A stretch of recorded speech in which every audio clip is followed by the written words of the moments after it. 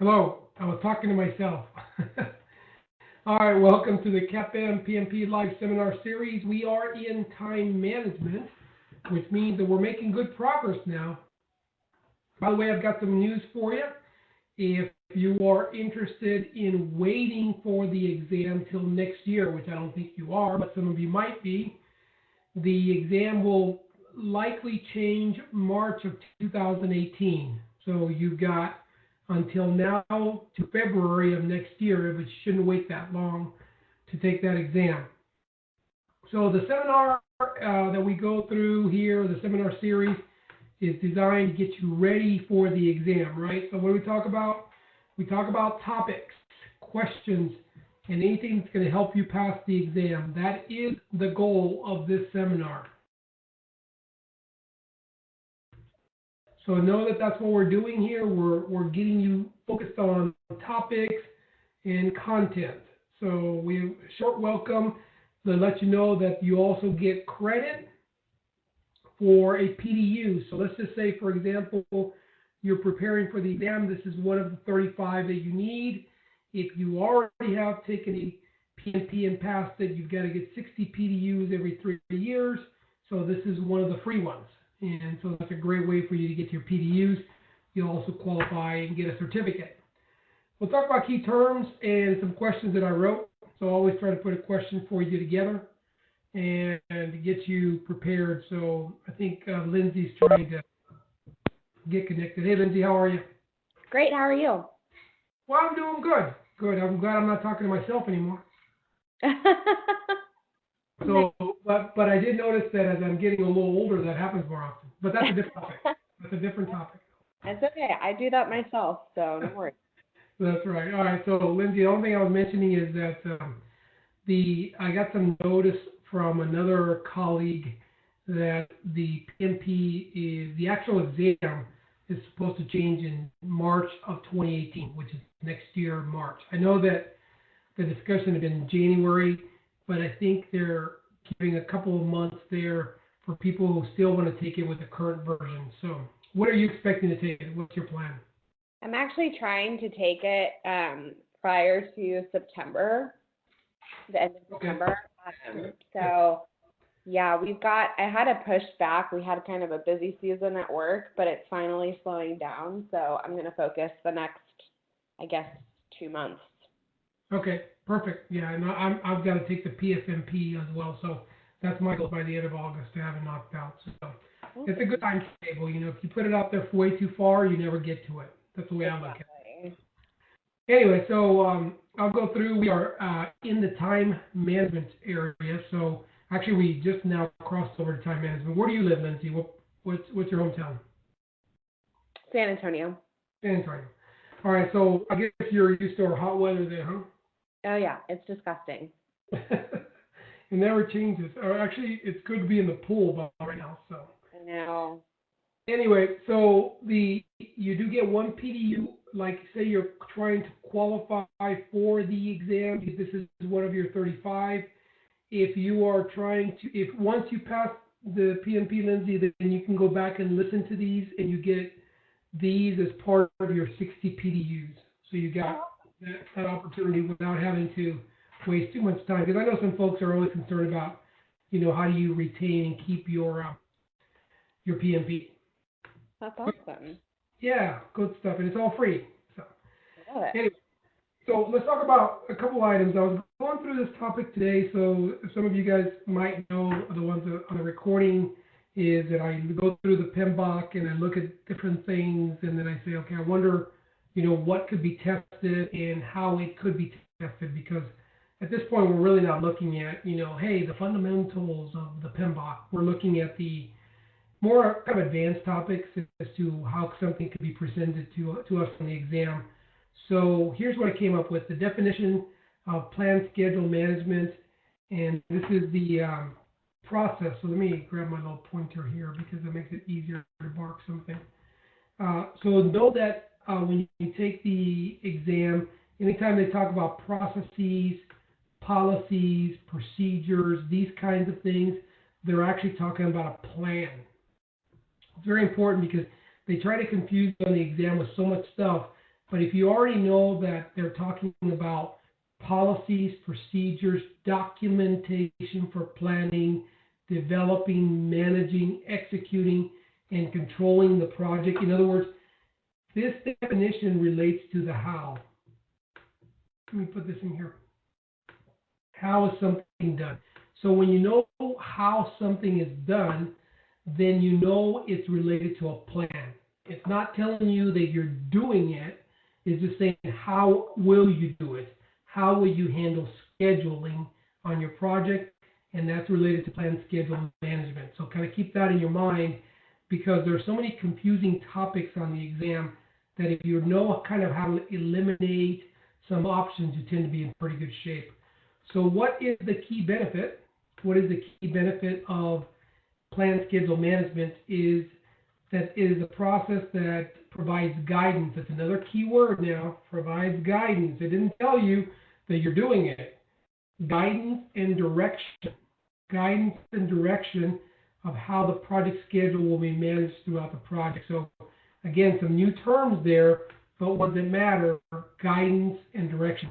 When we plan to do something, it doesn't mean we're going to do it. It just means we're planning it. We've got policies, procedures, documentation, guidance, direction.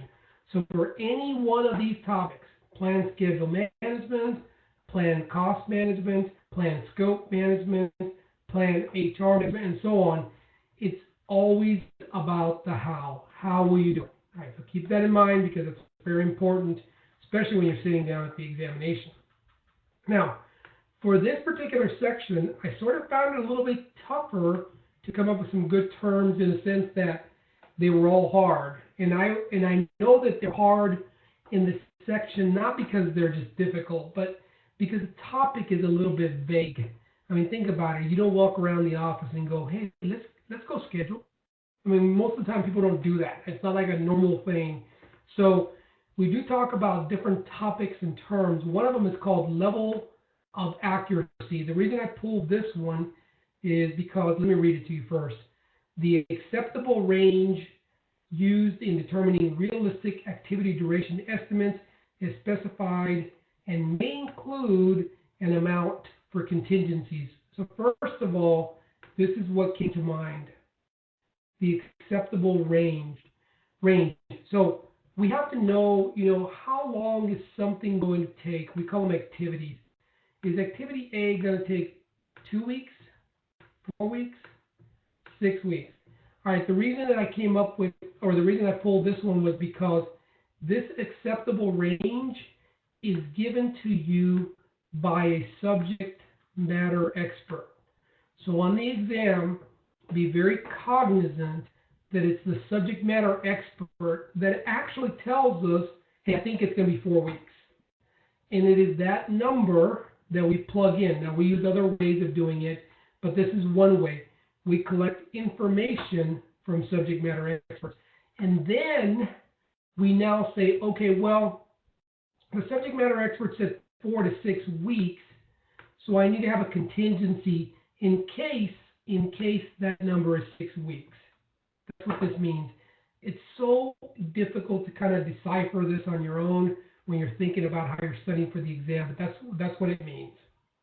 All right, now the other one question that I have seen on the exam, the reason I pulled the meetings is definitions, because I have seen it, and that is project teams may hold planning meetings to develop the schedule management plan. So think about this. We will hold a meeting to talk about schedule, policies, procedures. So again, let me hold that second there, and we'll go back to the definition real quick. See if I can. All right, so what do we do in plan, schedule management? We establish policies, procedures, and documentation for planning. So now let's go back to here. Now we're here, we have meetings to discuss the policies, procedures, and documentation. And who's going to be involved?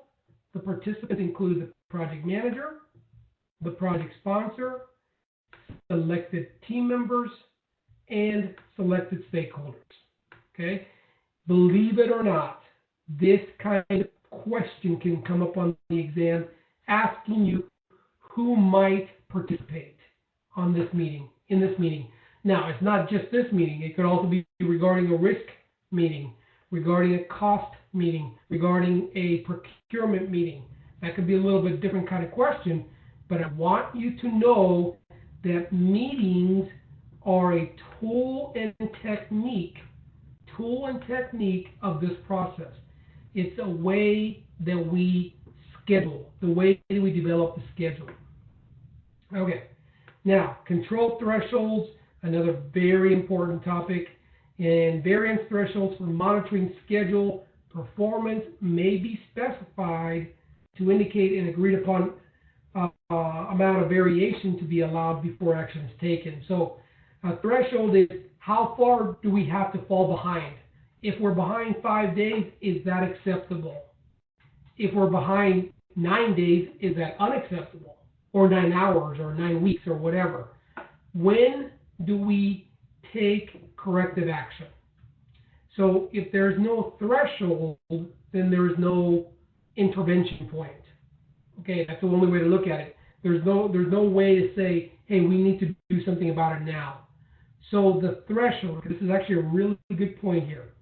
The threshold is indicated in the schedule management plan. So we put the information in the schedule management plan so that everyone knows when we are going to intervene in case we fall behind. All right, any questions on that, Lindsay, before I move on? Nope, I'm good. All right, good, because that's a really important point. I just wish I would have known this when I took the exam. All right, now, let's see. All right, let me go ahead and see if I can move this over a little bit. I might lose them. All right, here's question number 1. So the project manager is spearheading the effort to develop a schedule for the construction of a new technology-intensive auto assembly plant. During a recent meeting with the schedule manager and a key vendor, a discussion ensued regarding the procedure by which durations would be estimated. This type of information is most likely found in which of the following? A, organizational process assets, B, schedule management plan, C, duration estimate plan, or D, enterprise environmental factors. So Lindsay, just take a while to guess of which one is not the answer. Enterprise environmental factors. You are correct. That is not the answer. That is a distractor. All right, what's another one that is not the answer? OPA. Usually, you know, when there's a weird distractor in the question, those two are gone. All right, so now you're down to 2. So your chances of getting it right skyrocket, right? 50-50. Yeah, now it's 50-50. So that's kind of where you want to be on every, well, actually, where you want to be on every question is the one where you kind of already know it. But worst case scenario where you're down to 2. If you get on the exam and you're always battling between 3, it's going to be tough. But if you're down to 2, you're going to have a good exam because just by virtue of you getting it down to 2. All right, so which of these sounds better? Schedule management plan or duration estimate plan? I would have said B, schedule management plan is the correct answer. All right, that is the correct answer. Do you want to know why C is not the answer? I don't know that I've heard of a duration estimate plan. All right, but you heard of it today. Well, I have today. Yeah, I made it in my up 2 hours mind, ago. because if she's developing a schedule, then it would be a schedule management plan would be the output plan. That's right. That's exactly right. She's a smart girl. All right, so you know, the first time I heard a duration estimate plan was when I made it up 2 hours ago. Nice. So that's when I heard about it. But believe it or not, as silly as it sounds, they make stuff up like that. And you're like, what? Is there a duration estimate plan?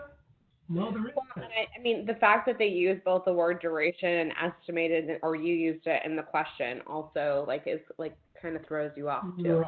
Right. And so that's what they try to do. So they try to use, where was it here? Let me go look for that because I actually did use that on purpose. Well, let me tell you a couple things that I used in the question. I used durations here. So that I used that and then I put that in there thinking I could trick some people, right? Yeah. Now, the other thing I did was I made up this new technology-intensive auto assembly plant. What in the world is that? The point is, it doesn't matter. Right. It has nothing to do with the question. So again, there's a lot of a lot of extraneous information that could confuse us.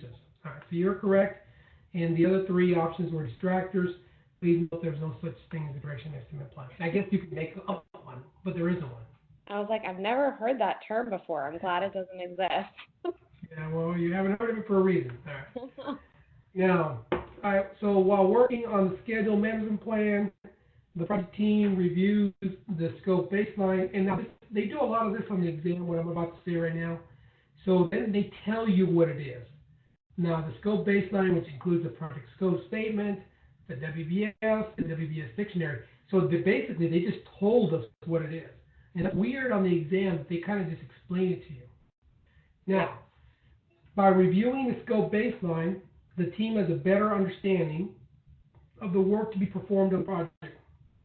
The project team will also consider the project charter for the following purpose. So now, take a look at this question. I talked about one thing here. I'm talking about the scope baseline, which is something that we use for schedule management. But then all of a sudden the question changes on us. It's no longer talking about that scenario.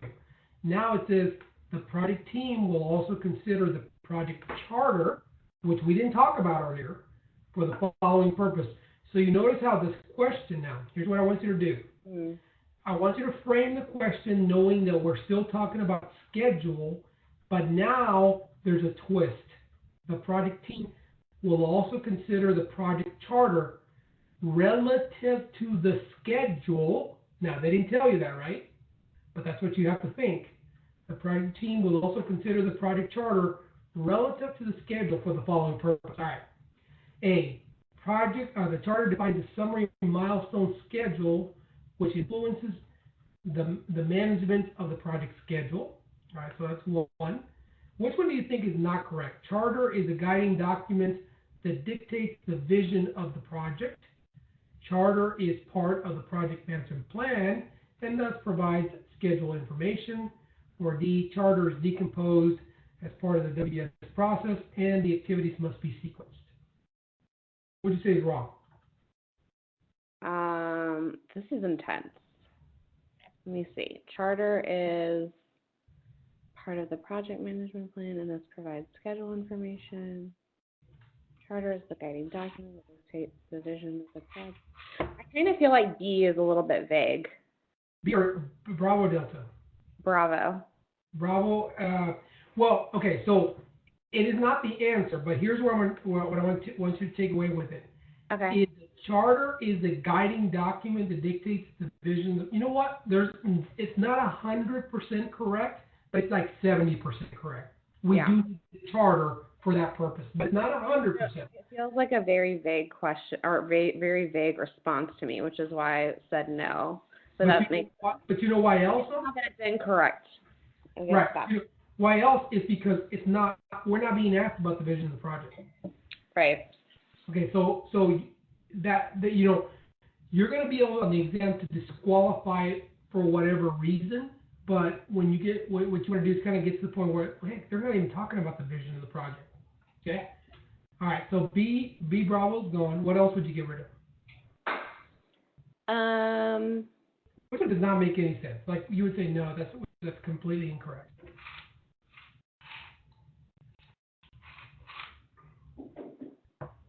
You want to hit? Is it D as in Delta? Well, D is completely wrong. Yeah. I mean, because the charter really had. Remember, when do we develop the charter? Which process curve? Oh, I don't remember. Initiating. Okay. So that's too early. That's too early to talk about this process. That's planning. So that's because the charter has nothing to do really with decomposition. No. Yeah, we kind of need it, but no, we don't need it. All right, so I would say D delta is gone. Now, all right, so now you're down to the crux. All right, so you got charter defines. Okay, so think about the question. Look at this question. What does it relate to? What are we talking about? The schedule management plan. All right, so your brain now needs to say which option, A or C, best talks about the schedule. Where are we talking about the schedule? I mean, I feel like both responses talk about the schedule, though. Okay, but there's one that nullifies it just because you know it's so tricky. I'm like, this one's really hard. It's hard. You know why it's hard? Here's why it's hard. Because the answers are wordy. Yeah. And then the answers are wordy, and you see here there's a comma. This is a very good tip.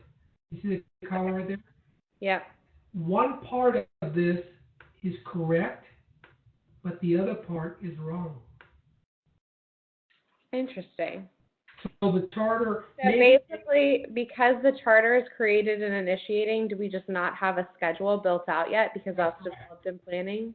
That's exactly correct. That should nullify C. In other words, when I would have looked at this list myself, I would have knocked out C right off the top just because it's part of the plan. Now remember, now I'm down to B and D, and I know I can work with those two. Right. But because that was the first part, I would have said, nope. I had my little scratch sheet of paper, I would have said, C, you're gone. And then I would say, okay, now who else am I working with now? But you see, it's only... But now, the second part, and thus provide schedule information, somewhat legitimate. Right. But the first part made the second part entirely wrong, and everything was wrong then. Yep. So what I'm showing here, and I wrote this question maybe in 5 or 10 minutes, but the purpose was to show you that there's one element that could make the whole thing wrong. Yep. And that's so helpful. I can't... when I take the exams from PMI, I just look for that little quirky thing and I go, nope, that cannot be true. There's no way it's true. And then you're dealing with just one or two, Perfect. So at that point, then we know A is the correct response? Yeah, A is the correct answer. Yeah. Even if you don't completely agree with A, all you have to do is disagree with 3 of them. Yeah. And that's the other way I look at the exam questions, because I'm teaching a 5-day course right now for the city, and when I tell them this stuff, I go, you're not looking to get them like to pick the right one all the time. Sometimes it's because of the process of elimination. That's awesome. All right, so there you go. So how was it? Easy?